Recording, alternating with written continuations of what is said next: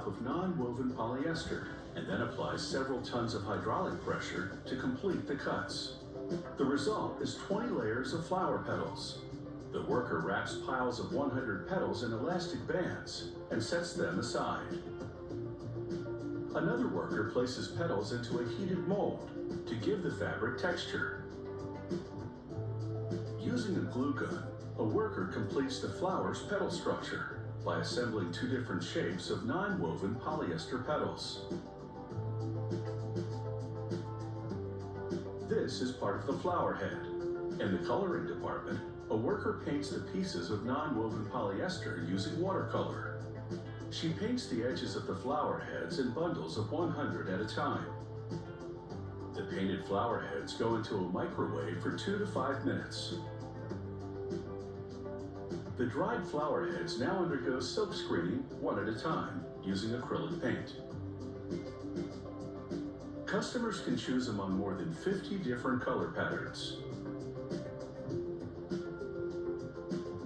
The flower heads have been pressed to simulate natural curving. Using a glue gun, a worker connects the flower head to the petals of this Phalaenopsis orchid. The goal is not only to make the flowers look as real as possible, it's also to make them feel as real as possible. Which takes us to the next stage. An employee puts two flowers together,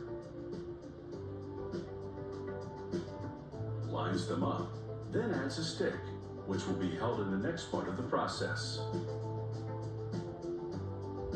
She encircles them tightly with an elastic band. Another worker dips the two flowers in polymer, which helps make them feel real to the touch. She spins the flowers to remove as much excess polymer as possible. Workers then brush excess polymer from the petals. A worker attaches flower buds to the stem using green flora tape. She attaches the petals and flower head and continues to wrap the stem in flora tape until the entire length is covered.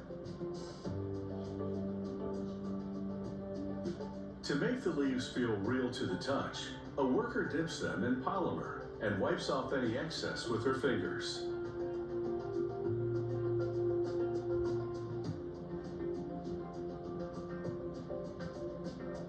After 1 hour of drying, the worker dips the same leaves in green polymer. Again, she removes any excess and sets the leaves aside for another hour of drying. Once they're dry, another worker gives the leaves a final coat of polymer paint. She removes the excess and sets the leaves aside for yet another hour of drying.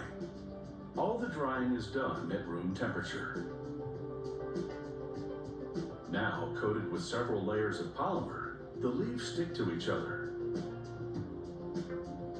To fix that, a worker applies a thin coating of talcum powder with a sponge.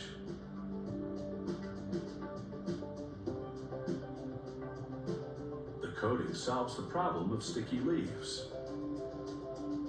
With its many components fully assembled, this finished flower is a rather dazzling recreation of the Cymbidium orchid.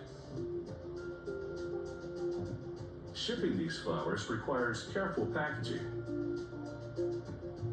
They wrap the glass vase in clear plastic.